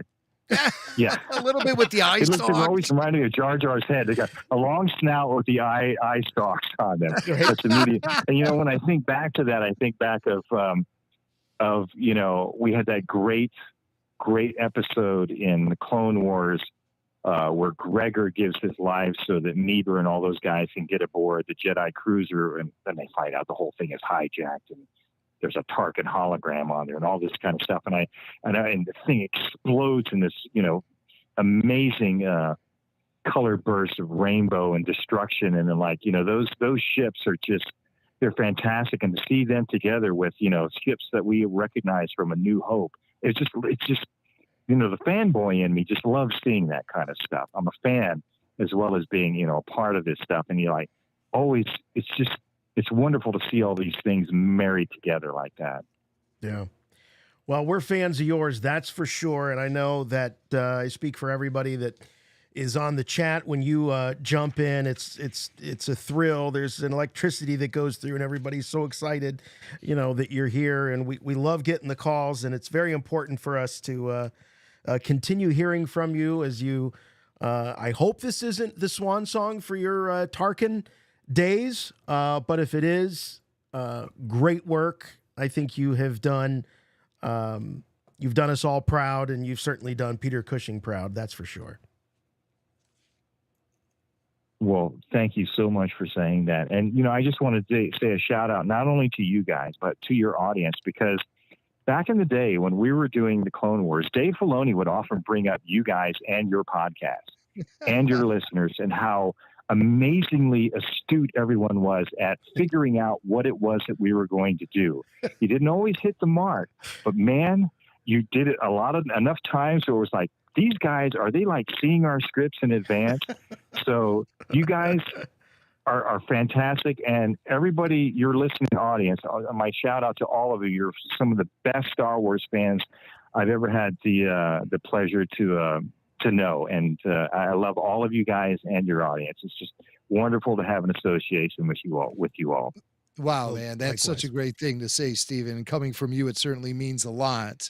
And I just want to thank you for being here with us on the Bad Batch after shows every season. Whenever Tarkin has made an appearance, so have you on the after show. From the very first episode to the final episode tonight, you've been there for us, and we really love and appreciate you. Well, thanks so much. It kind of feels like at the end of an era, at least for the Bad Batch, but who knows what lies ahead. But I'm going to let you guys get back to your callers in the show, and I'm going to keep listening. All right. And may the force be with you guys. And with you, Stephen. All right. Thank you very much. Great Stephen Stanton. Wow. Tarkin. And Meeber Gascon. Well, we can't forget. And Moralo Evolve. Moralo Evolve. I mean, all countless others. AP5. Right, so many voices. Yeah, I wonder how many voices he's done in a single episode of a Star Wars production. Right? Yeah. I should have squeezed that question. Random trooper here, or maybe he could answer on the chat. Yeah. How many individual voices has Stephen Stanton performed in a single Star Wars episode? Single show. He was also in Rogue One. Don't forget that. Right. He played the Mon Cal. Dean Berry, thanks very much, Dean. He says, shutter this facility indefinitely, but leave the key under the mat for Grand Admiral Thrawn, who will show up here in about 20 years. Will Thrawn weaponize the Zillo Beast against the New Republic? EU Love, RFR #1. I don't know, does he? I don't know anything about Thrawn and the Zillo Beast. Well, they're tough to tame. This I know. Does Thrawn have a giant water tank to place the Zillo Beast in? I mean, there's a lot of overhead when it comes to capturing a Zillo Beast. You have to be prepared. They don't do great in captivity. That's it's tough. Jeff Holland, wow, Jeff Says $47 for 47 eps of The Bad Batch. 39 RFR Bad Batch live after shows, a whole bunch of Blake's takes, 68 plus hours and counting of talking the batch with everyone here. Thank you, J-Mac, Jason, and Tyler, RFR number 1. Well, thank you, Jeff. That's very awesome. Jeff's another one that's here every week and always keeping the chat a lively, fun, positive place. Oh, and I love Jeff's avatar. I love that big smile, and you feel like you know him when you see his picture there. Always makes me smile too. Jeremy Lanning says, dudes, make it a long show. Just got home from my kid's surgery. Oh, wow. Oh, my God. Started it now. I'll be back in 50. Well, we'll try to stretch, Jeremy. I hope everything is okay with your kid. Surgery is never fun, especially when it's one of your own kids. That's for sure. I'd rather go under the knife myself than one of my kids, I'll tell you that. I think most parents feel that way. Yeah. That comes with the territory. So, Jeremy, all the best to you. Hopefully you're still listening or we'll still be chatting when you come back. Yeah, holy cow. Tanya, this is crazy. Crazy. Thank you very much. It's very kind. We don't deserve it. So is Cody alive? She's wondering. Cody's still alive. He's out there. He's in one of those loose threads.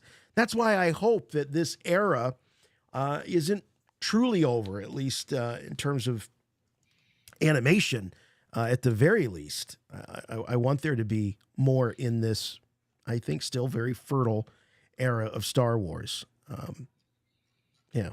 Well, thank you again, you Tanya. never know who can pop up. And Tanya, that was super nice. $99 for Clone Force 99. That was a ridiculous and generous donation. We greatly appreciate you and love you for that. Dybot says, thanks for great RFR every week. I love the Camino feel to the standoff with Hemlock. Yep.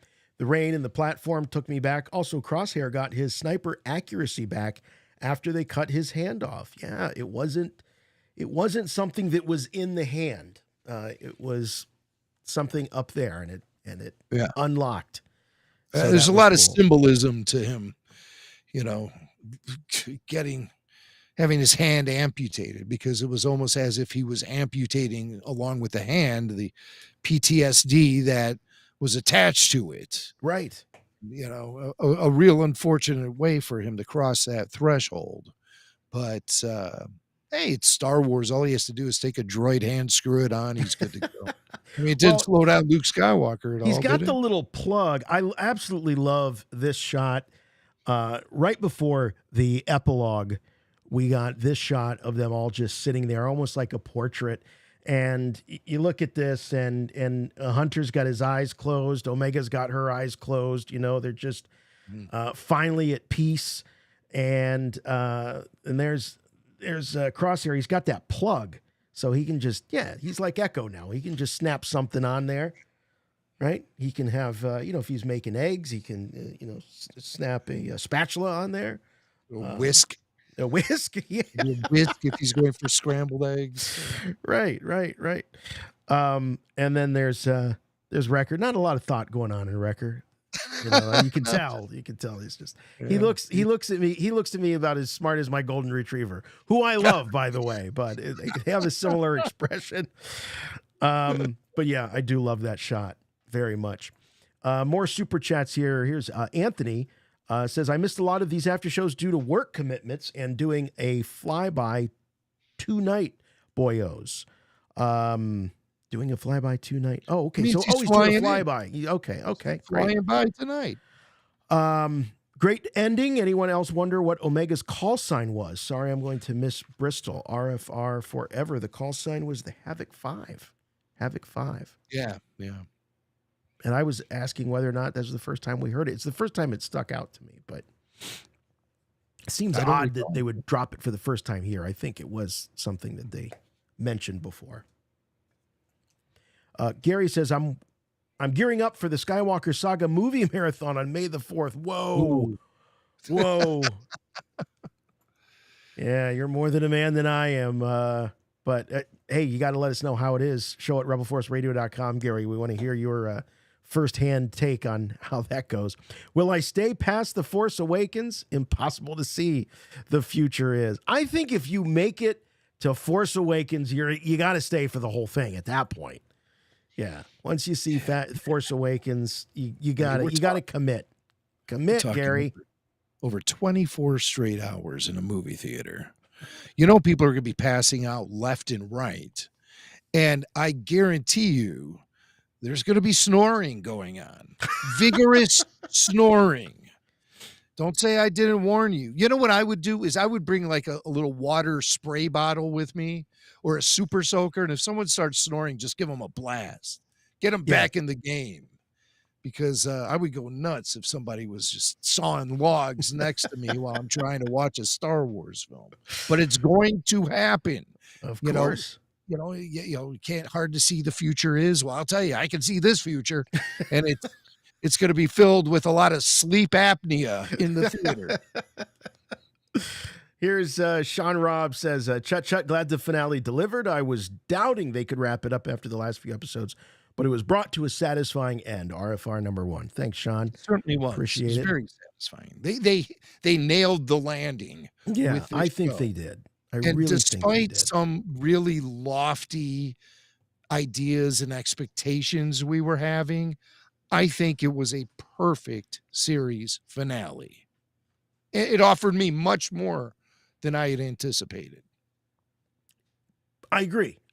Without going into all of that. And, again, that's what we do. I mean, we're here to speculate and we're here to draw conclusions. You heard Stephen Stanton say just a little bit ago that, oftentimes back during the Clone Wars, we were pretty damn close from time to time predicting what was going to happen with the show. They thought we had spies in the writer's room. Well, we didn't have spies in the writer's room, but that's what we do. We sit here, we speculate, and thanks to you all, we crowdsource some of these ideas. Sonny Boy Nuggy says, enjoyed the final. Watching the after show makes it that much better. Just want to show my support, RFR number 1. That's very nice. Sonny, thank you very, very much. Scott from St. Louis, RFR coming to New England. Can't wait. Chut. That's right. We're going to be there on Saturday. Bristol, Connecticut. James Mahoney says, best dialogue in a Star Wars episode. Deep, but some dark about the reality of the situation. Let's hope future shows take notes from the Bad Batch. Great show. I agree. I think some of the folks working in live action could take a few lessons from the creatives here behind the Bad Batch. Yeah, it certainly gave us a solid ending to this particular story and this group of characters, but it also holds the door open a little bit for the future, especially for a character like Omega. Jim and Indy, a.k.a. Circle City Traveler, says, very, very kind super chat. My goodness, thank you. Rocking with the RFR fam for almost 20 years. Another great chapter in the books. One of my favorite ones yet. Amazing coverage as always. Well, thank you very much. That's very, very generous. You guys are just too much. Thank you. Great guy. Great people. Thank you. All right, back to the phones we go. Let's talk to Damien in Colorado. He's been holding, and he is a Patreon member. Hello, Damien. Hey, how's it going? All right. Damien. Hey, thanks for having me. I've been listening for a while. Just joined Patreon about a month ago. So thank you. I really appreciate all you guys do. Thank you very much. Thanks. I did really enjoy the episode. I have a little bit of mixed feelings with it, to be honest. I liked how they ended things. It just felt a little bit too much like they kind of wrapped it up in a neat little bow with them going back to Pabu. It felt like Pabu, the Empire had already been there. So it just felt a little bit like, would the Empire really not come back and take everyone out there? But let me ask you, Dave. No, I think you're right, and I think there's a lot of people that, us included, that assumed that Pabu would not come into play because the Empire knew it was already knew that it existed and that the Bad Batch were there. But with Project Necromancer dead in the water, not just from a technology standpoint, but from a budgetary funding standpoint, they don't really have to hide anymore. Tarkin isn't interested in the Bad Batch, in these old clones. He's got much bigger fish to fry. He's going to make sure that nothing like this ever happens again, because he's going to have the weapon of all weapons. And if anybody uprises over there on Pabu, he'll just knock the whole planet apart. So I think this is a moment where they just, Omega's not hiding anymore. They're not hiding anymore. The boogeyman is gone for now. Yeah, and I guess now I'm forgetting his name, the guy in charge of Project Necromancer, with him being dead and everything, then the knowledge, Hemlock, with him being dead, then the knowledge of Omega was kind of lost too. So I guess they destroyed the database. So I guess that lets her go free. Yeah, that was kind of cool. Yeah. Yeah, and I think there's got to be a reason why a guy like Tarkin doesn't know about Project Necromancer. I don't think that Palpatine, Palpatine is very, very strategic about stuff like this. Tarkin serves his role. Palpatine's not going to bring that up to him. And so Tarkin has absolutely no interest in any of this. Yeah, that makes sense.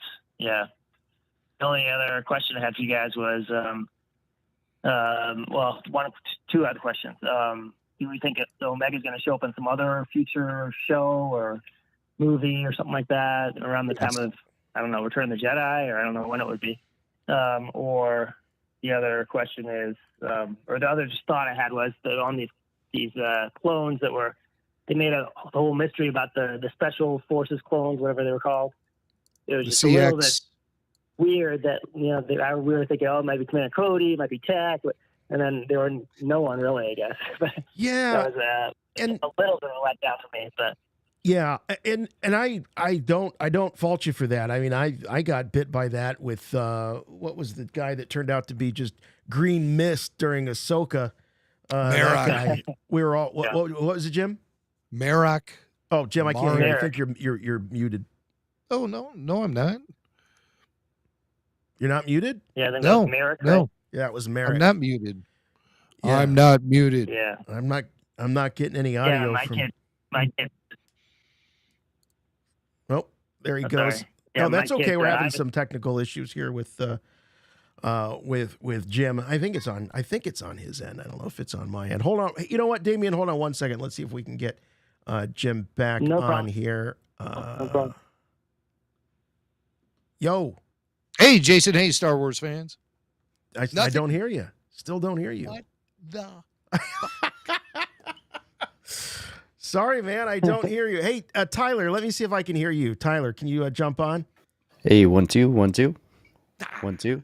Hello. No, I don't hear Tyler either. I hear don't Jimmy, hear Tyler either. Oh, I wonder if it's me. It is. I wonder if it's me. Yeah, Tyler's saying it's you. Yeah, it's you. Yeah, look, Max pointing. Max pointing. All right. Well, we got a choice to make here, guys. we're gonna probably have to end the stream and restart it. That's what we're gonna have to do to wrap it up. I don't know why this is happening, but it's me. Yeah, look at him. Look at him pointing. Always pointing fingers. All right. Well, if you're listening, Damien, I'm sorry, we're gonna have to cut this call short. Appreciate it, but you callers, stay on the line. Stay on the line. This will not disrupt you getting on. So if you're on hold right now, stay on hold. If you're joining us live on YouTube, come back. Give us just a few seconds, and we will resume with part 2. Okay. So bear with us. We'll be back in just one moment. Yes.